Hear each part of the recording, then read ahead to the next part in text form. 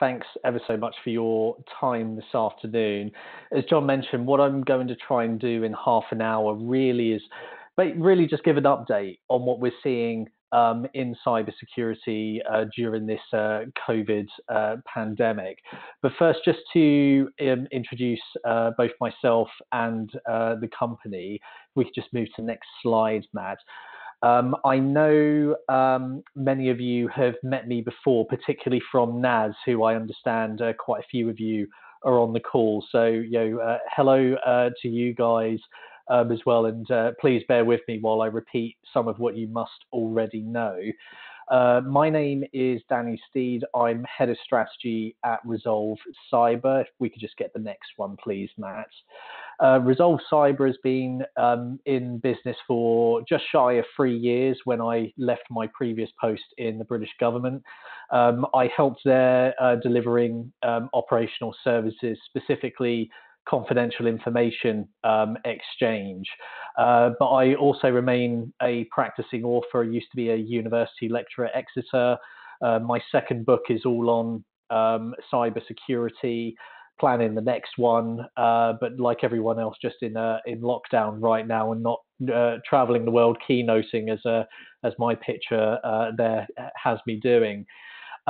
If we could just move on, Matt, what I'm going to try and do in the next half hour, really, I wanted to keep this quite simple and weighted towards the end point with the practical tips for everybody during lockdown and during this time. So really, I'm going to go through what has changed. What are we seeing that might be new in this space, but very importantly, highlighting what remains the same, because in the fear, the excitement, the adrenaline of everything that's been going on, there is much that remains in terms of the things you should be doing on here. I've got a couple of case studies and a couple of emerging statistics of things that are particular to COVID-19 before then going through the practical side of what you should do as individuals in lockdown, working from home, and what also as businesses, as organizations, you should be doing as well to enhance your security and your resiliency at this time. Thank you, Matt. Next slide, please. So what has changed? Really, I put this into three broad areas. This is about threat surface, impact, and vulnerability as I see it. On the threat surface, the writing's on the wall, really. We are now a distributed workforce everywhere globally. So by being a distributed workforce, this simply means the home network is now the corporate network, where previously, forgive me, I know the text must look a little bit small to some of you, so I will run through it. By moving away from corporate sites or schools, wherever your primary hub is, you are now moving from a place where you rent and have running your IT network who network monitor this. And however, the basic arithmetic to this is however many employees there are, times your vulnerability by that, because you are moving from potentially one corporate network to 50, 60, 105, and you have to trust every single home router, every home Wi-Fi router, and the security there. But then on top of that, it's also a question of device control. There's numerous friends and colleagues that I know who don't get given corporate laptops or phones. And if your day job is centered around a desktop, as many people still are, that has forced a migration onto personal devices. So straight away, you're carrying an increased threat surface where you're having to trust that everybody's laptop and everybody's mobile phone meets the security standards that you insist on as an organization. Can you guarantee that that is the case? That's a very tall order in such a short time span. And this takes us on to impact. First off, attacks can simply take longer to detect.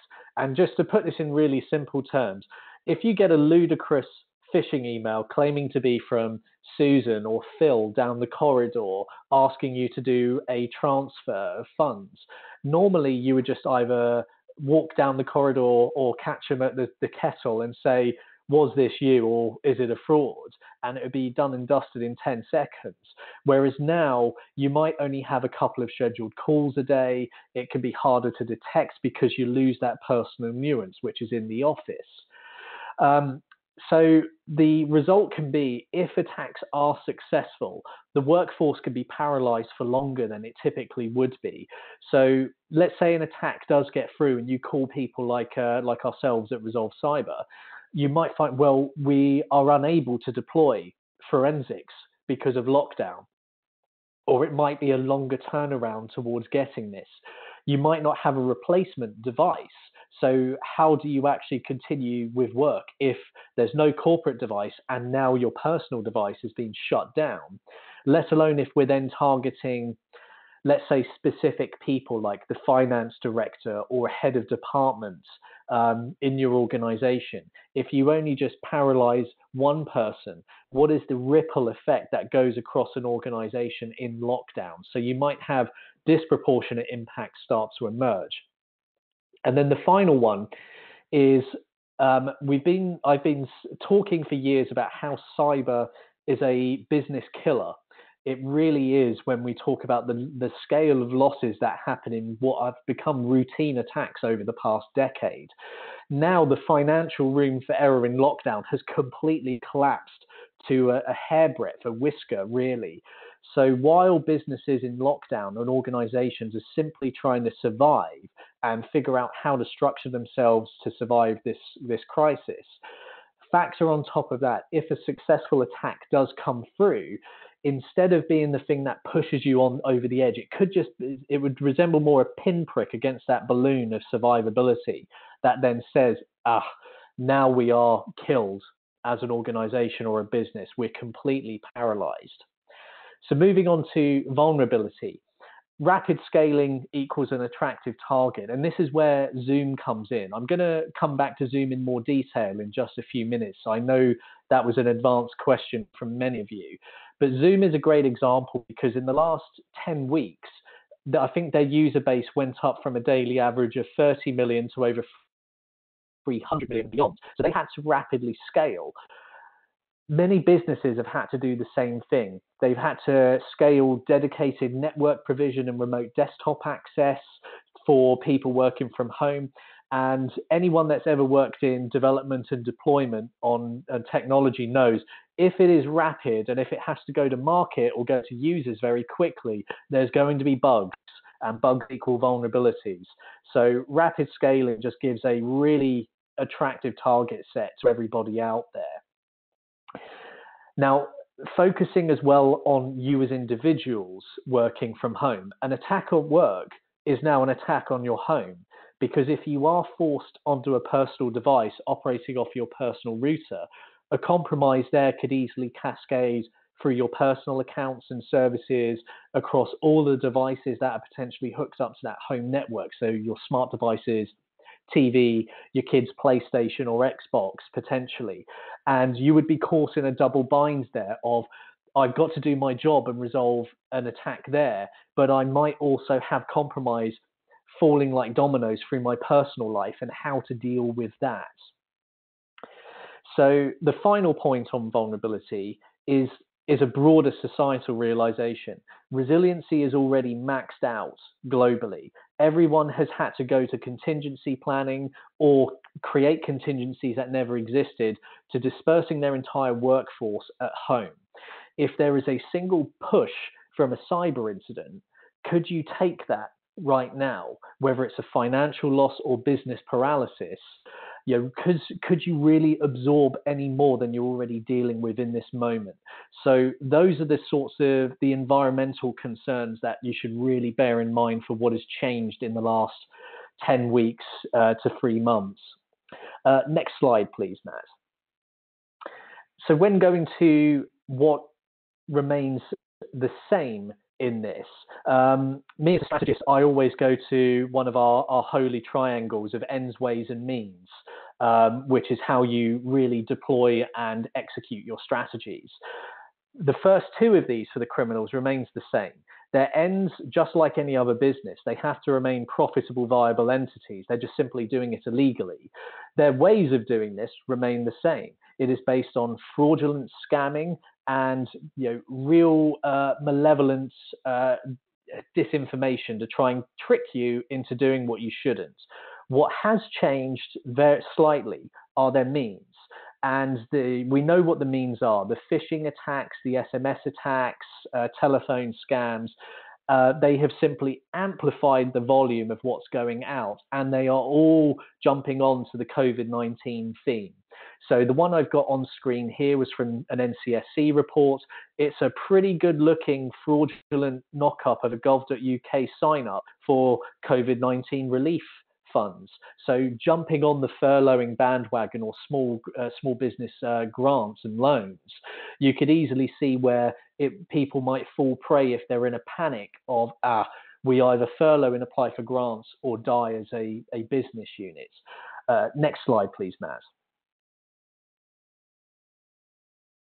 And here's, sorry, I know these some of these will look small, but just to run through very quickly, here are some COVID-themed phishes. The top two are World Health Organization scams, where people are simply, the criminal groups are mimicking the branding and trying to say, well, we need to raise funds, effectively adopting the same scam that people fraudulently pretending to be groups like the Red Cross or MSF during natural catastrophes or major events worldwide will try and do genuine fundraisers. The one on the bottom left, you might have had this appear in your text at some point in the last 2 months. It's a text scam claiming to be UK Gov issuing £458 to everybody as part of the scheme, as part of the COVID-19 relief fund. Simply click here, and it's so brazen it doesn't even try to mimic a gov.uk address. It's just trying to panic people into clicking on that. So those are some of the things we're seeing here. Next slide, please, Matt. One example to show you what remains the same. One of the few stories that has jumped out in the news in the last couple of weeks has been the data breach at Easyjet, affecting about 9 million previous customers. And you might say, well, what's this got to do with COVID, Danny? I say, well, that's exactly the point. Relaying back to what Howard said in the start of cybercriminals don't have a furlough scheme. They have to stay in business, and this is a peak boom time for them. Similar attacks and data breaches will still go on, even while more COVID-19 themed scams are ongoing as well.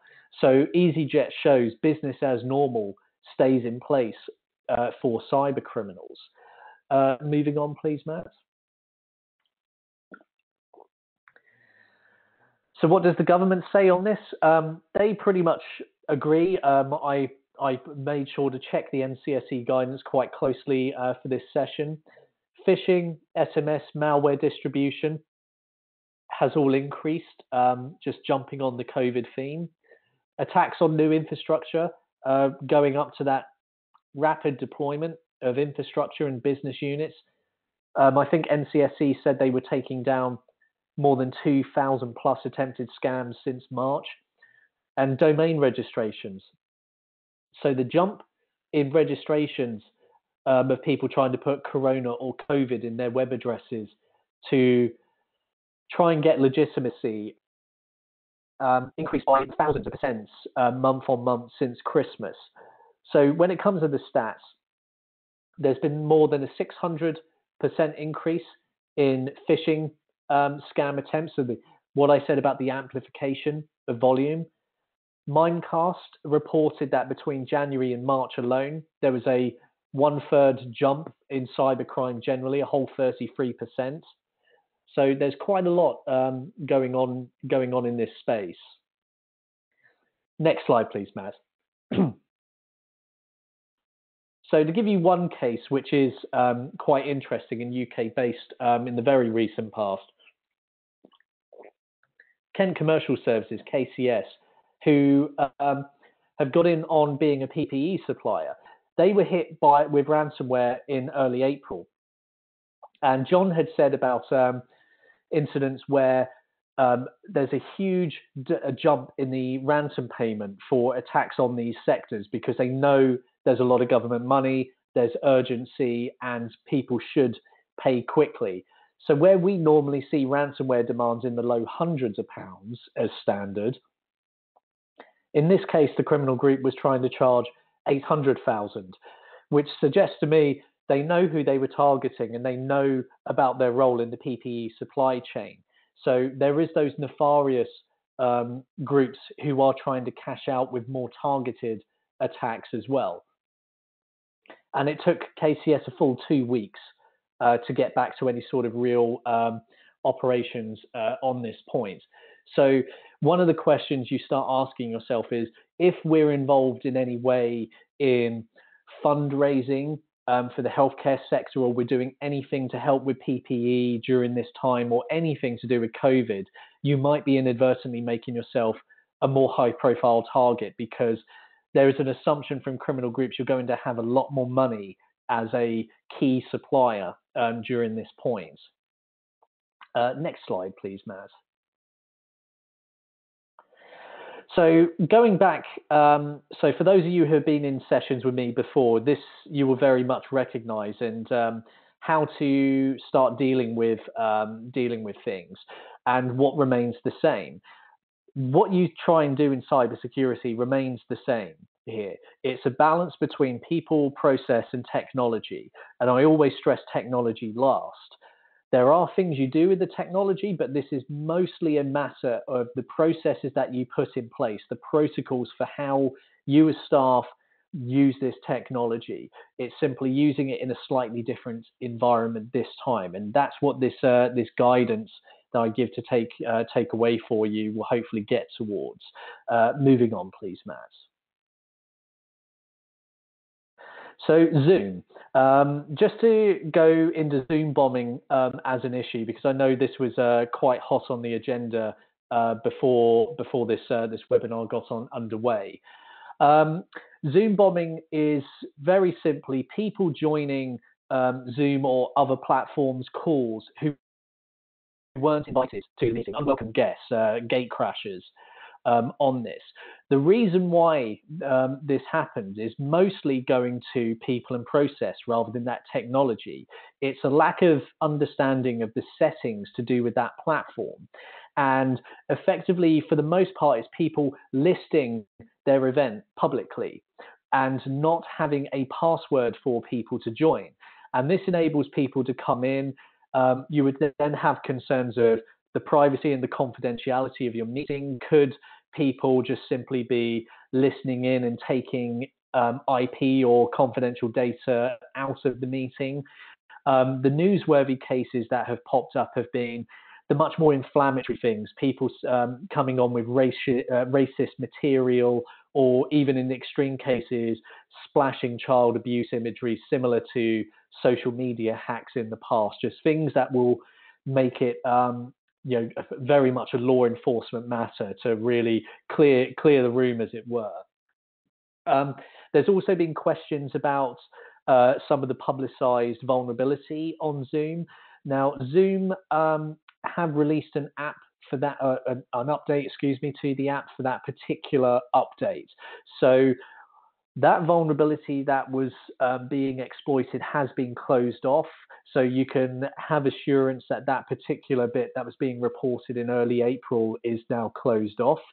The bit that I would say is similar to this platform, WebEx, or calls by WhatsApp or calls by FaceTime. Every app has vulnerabilities and bugs, and it is a constant race between developers and criminal groups, the hackers, to exploit or patch those in time. Zoom was caught out partly because of that explosion in demand and the attention it received straight away, and that largely explains that. But to take you through the 7 tips and tricks that I've been compiling on research. These are things that you can do if you're going to use Zoom in particular, but there will be equivalent settings in other platforms as well.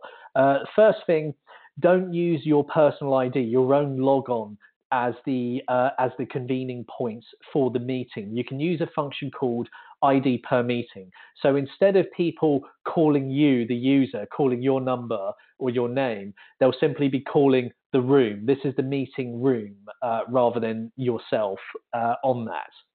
You can also issue passwords for guests, so they don't just have the link going through on this. They will also have to have a passcode that gets them in as an added level of security for unwanted guests. There's a feature called the waiting room where the host can force people into effectively a triage, and it's basically like taking the attendance register at school or in the lecture hall to make sure that you have the people that should be there present, and you basically clear each person to go in beforehand. Linked to this is the join before host feature. So if you're the host of the meeting, you can disable this feature. So this is important because if you're the host and 20 people have joined a Zoom call 10 minutes before you, you have no oversight on what is happening during that call. It could be a forum for anything going on. So by having that feature disabled, you will force people into a waiting room and it can't actually go forward until the host is there. Following that, similar to this section with Matt, Matt can basically have only the host can share the screen. And the most important feature for that is, as you can see where we're sharing slides, so that you centralize the attention of the audience. But also related particular to Zoom is that in and out video in as soon as someone speaks up. And for large numbers on a call, that can get very messy very quickly for where your eyes are being dragged to on the screen. You can lock the meeting after a start time so that you basically stop anyone else trying to join, particularly if as a host you're delivering content. That will be important. And finally, the host also has the power to put guests on hold or to kick them out entirely.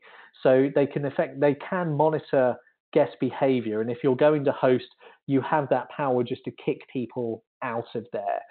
So I hope that I know that there's chat questions coming in, which I know John is going to moderate for me as we get towards the end. But those are a bunch of very simple features combined with the recent updates that should give you a lot of confidence in using Zoom if you're going to host gatherings for clients or your own internal meetings. Thanks, Matt. Let's move on. And just to run through personal tips now for you as an individual at home of things that you should be doing. The first thing, this chimes very much with guidance that I issue out daily as standard. Password policy for user accounts. People should be using different passwords for every single account and ideally managed with a password manager like LastPass or 1Password, that type of thing, because if you get compromised at home and it's the same password, there could be a domino effect through everything else, which is hugely important for your different accounts, whether that's 365, Google, or any of the other platforms and accounts that you need to use on a day-to-day basis. You should make sure that you establish a virtual private network, the VPN, which is an encrypted tunnel between your router and your device. You can either have this as part of your own antivirus software. So people like NordVPN, Symantec, Sophos, they include VPNs as part of their stuff. Or if you are providing, say as an organization, you can try and set up a corporate VPN for all of your users to simply dial into each day when they log into their device. Next to this is setting up multi-factor MFA or two-factor 2FA for all users, so that when you enter your passcodes, you get your passwords, you get that code, that secondary code, which comes through to the app on your mobile phone. That way, even if passwords are compromised, without access to your physical mobile phone, those intruders are not going to get access to those accounts. Now, a bit more granular from a standard advice, everybody on your home Wi-Fi, change your passwords. You've always got that sticker on the back of your Wi-Fi device. I suggest grabbing it and changing it. Change it to at least a 20-character password that you save on a password manager or a secured note, because that way you kick off all devices that may have ever been on that Wi-Fi, including guests that shouldn't be coming to your house in lockdown. And it just ensures an added level of security in case there was an undetected intrusion into your network in the past. You can segregate your networks on home Wi-Fi as well. You can create a guest network for anyone visiting in the future. You could create a master network for all of your personal devices, and then you could have a work network to put, say, work devices on as well. Segregating the networks, if you can manage it, will add another barrier between any type of intrusion affecting other devices. As an organization or an employer, you can ask your IT service provider if they would consider extending their network monitoring coverage away from not just the network at your corporate or your location or your schools, but whether they would also monitor the IP addresses of your staff homes as well, just so that you can extend that security barrier and have extra eyes on if there's any anomalous activity on the networks there. And then the final one is very simple. Verify messages where possible. Going back to the phishes and like asking for fraudulent transactions, it's worth slowing down for 10 minutes in the day to call whoever is claiming to send this message just to double check. Excuse me. So those standard protocols can be done in lockdown. It just might take you a little bit longer. Thanks, Matt. Let's move to the next one. So moving from those as personal tips and tricks for individuals in lockdown, this is what you do at a business level here, which going to like one of Charlotte's previous slides where it had proactive prevention, I think was the phrase in that preparation stage. Yeah, that was it, proactive preparation. This is where you try and get at things before anything actually happens and you move into disaster recovery and business continuity. Ideally, you want to be doing penetration tests as standard. If you've been rapidly deploying added network coverage in the last 3 months, you definitely want to be doing a pen test to see if there are any gaps and holes in coverage during that point.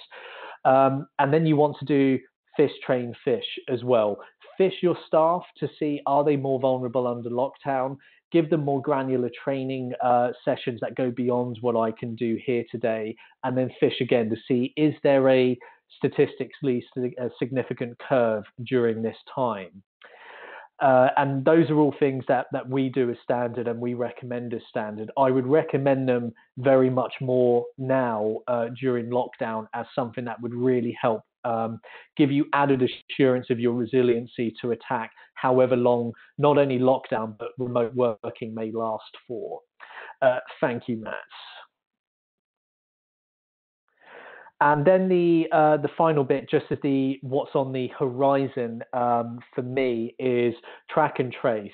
If there's going to be a hub for criminal activity in the months to come, the deployment of NHS track and trace, I think, will be huge in terms of something that criminal groups absolutely hover around like a beehive and just really start getting savvy to. I'm going to watch it very closely and hopefully give new guidance and advice through blog posts on what we're seeing through this. I can only speculate at the moment, but this is where I think the next big criminal wave is going to come, particularly in the UK. So thank you for your attention there. I know there's quite a bit bouncing through, so we can now move on to Q&A. Yeah, thank you, Danny. Really informative. There's some real top tips. I've been frantically scribbling down some for myself, so really, really useful. So yeah, we have had a few questions come through, which is great. I noted we did only say we'll finish at 4:30. For those of you to jump off, then please do. There will be a recording, but if we do overrun slightly, you're welcome to stay on. It's important to answer those questions. So first question we've got for you, Danny, is in light of more staff working from home, what questions should we be asking our IT department to provide us with reassurances in these areas? And I think Lisa there is really focusing on cyber security and antiviruses. Yeah, I think the bits that I was mentioning about extending network monitoring coverage and production or establishing a dedicated VPN tunnel that the corporate would or the organization would simply push out to all staff would be a great start point there. Also, if multi-factor 2FA is not activated for, like, say, let's assume you're using Office 365, get them to activate that immediately and roll it out with instruction for everybody on how to activate that through the apps on their phones. I think those are the most cost-effective, simple, and rapid deployment things that any good IT provider should be able to take care of within a couple of days for you. Cool, thank you, Danny. Next one up is Teams safer than Zoom? Like as I mentioned, whether it's WhatsApp, whether it's Zoom, WebEx, Microsoft Teams, all apps have bugs, and it's a race against time, against hackers to do it. I really wouldn't want to say, is it safer as a standalone app? I think it comes down to the broad processes and security protocols that you have in place across your staff. But most importantly, like I was going through with Zoom settings in particular, is the host setting Microsoft Teams appropriately, making sure it's not publicly listed, that there are passcodes for people to join, and so on and so forth. If those things are being taken care of, I'm perfectly confident in saying that, yeah, it's as safe. Yeah, I think also to double up with that, I know, especially in the special education world, local authorities have been trying to ban use of Zoom. That's very much a knee-jerk reaction because of a couple of articles in the press. So I'd reiterate what Danny's saying. It's all about your understanding and use of that technology. To protect yourself from cyber criminals and the like, but also really for the experience. We know personally from working from home now for the past 12, 13 weeks, as a team in innovation, we've got to use the technology much better. Now our meetings flow much nicer. We're able to control the meetings much better. So I think it's more around the people side and understanding the technology as opposed to which one to use. And then it's just personal preference, which one you find easier. We use Zoom as an organisation and find it really user-friendly and easy to use. We have got a few more questions. So all the suggestions for staff at home, such as changing home Wi-Fi passwords, how can you monitor or enforce this? It would be so difficult. Where does that leave us if something goes wrong when staff are using own devices and home internet, etc.? I mean, what I would say there is that that's where I'm giving personal tips, including things that I've done at home since this. It would be pretty impossible to enforce, because how do you enforce that? It's taking it on trust. What you would say is, if staff do start going through that, it gives you added assurance that extra layers of security have been put in place. So it doesn't answer to the use of home devices and potential liabilities that come through with that, where people have been left in the lurch on their own devices, but it helps secure them, and it helps make less probable an attack getting through in the first place, is as far as I would go there.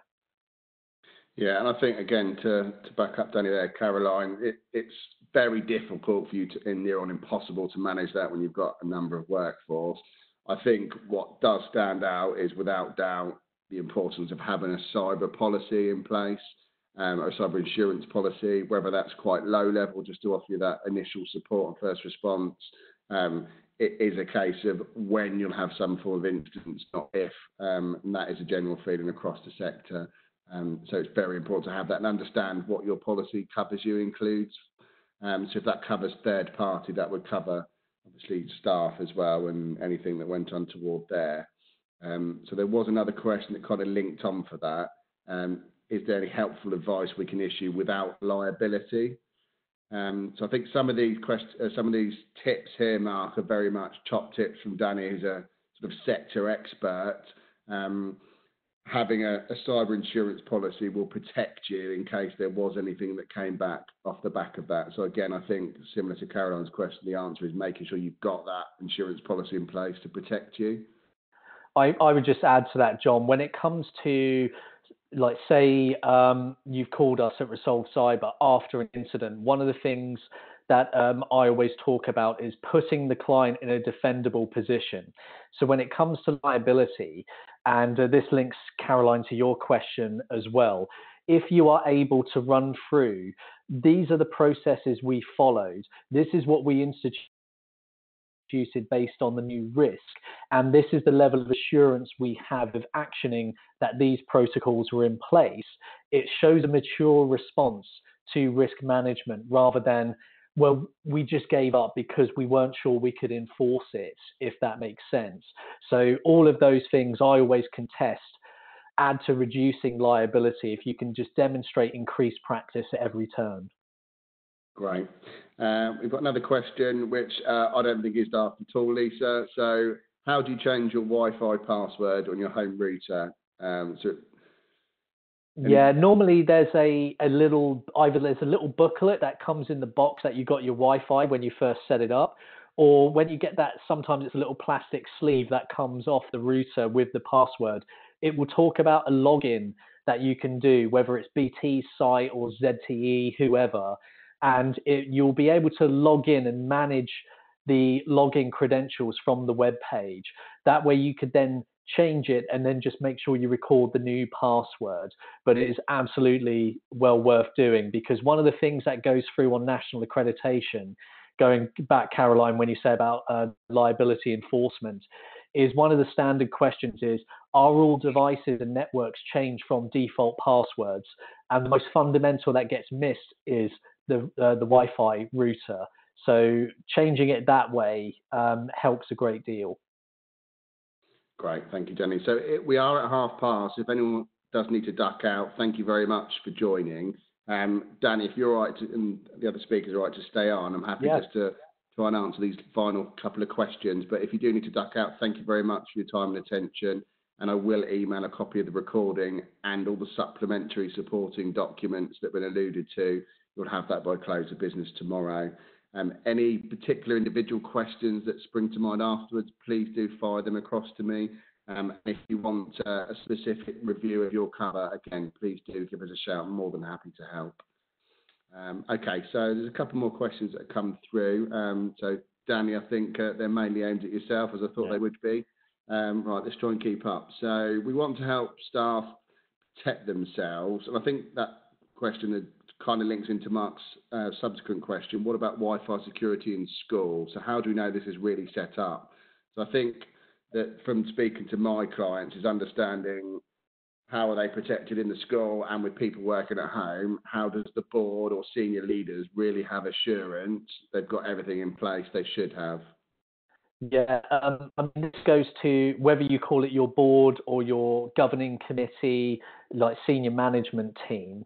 And really, this is about not being the technical experts, but being the strategic management experts, knowing which questions to ask so that you can have the right level of oversight, especially over your providers, so that IT company, and knowing how you start challenging them. And it goes back to some of the guidance I was giving when it came to the networks. Have you changed default passwords and issued them out, or are they simply the manufacturer's issued one on the device? Because if it's the latter, then they haven't really thought about security. Have they segregated the networks, or is everyone just joining the same network? Because if someone joins the same network in a school, potentially they could have access to your shared drives or so on, as opposed to, is there a guest network for visitors? Is there a staff network? Is there a student network, which is then subject to greater network monitoring, particularly for those of you who are the special schools, because you've got particular requirements for network monitoring and control for the students that you have responsibility for. So I always say it comes to the right questions that you want to be asking, and ensuring that those providers are providing the right service and that they understand your requirements not just for security, but for care as well? Are you catering for all the groups that you need to provide a network to? Because not necessarily a staff network doesn't have the same requirements as a student one. So that's where I would go on this. It's making sure you start asking those harder questions of your service providers and whether or not you actually believe they're meeting your needs and how they can improve that. Yeah, and I think just to dovetail with that, it's making sure we're not burying our heads in the sand and relying on someone. So I don't do IT, that's so-and-so's role. It's really now's the time to try and get under the skin of that and really understand and question them and prod them a little bit.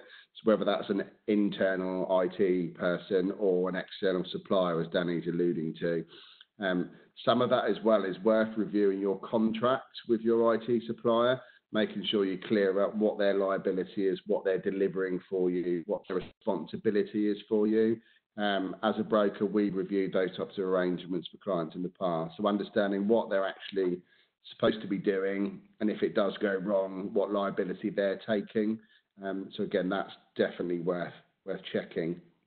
Oh, and Mark, just as one last bit, the penetration tests are a vital component to this. So having an external company come in and check that network on the technical level and see, are there any points of intrusion? So it's not just asking the questions and seeing, do they have the right answers? It's also verifiably testing that the network is doing what they claim it to do as well. And pen tests should be done at least once a year for certain, ideally twice a year, I would say, or whenever you're doing a major upgrade. Yeah, so I definitely concur with Danny there. Pen testing, and if you've got time and funds, phishing testing, cost of that come right down. We've done that with some clients and potential clients. It's really useful to. You might think you have the best IT security in the world, but as Danny was alluding to, probably 85% of the issues come from people as opposed to technology. So understanding how well your people understand what they should and shouldn't be doing, phishing exercises are very, very useful. And you'd be surprised how many people will not only click through and open the email, they'll put in all sorts of personal details and credentials that you wouldn't think you would. So definitely worthwhile. I know the guys at Resolve do offer that type of service. So we can send some information out and a sort of an idea about what that might cost, if that might be of interest, or just give us a call and we're happy to chat through.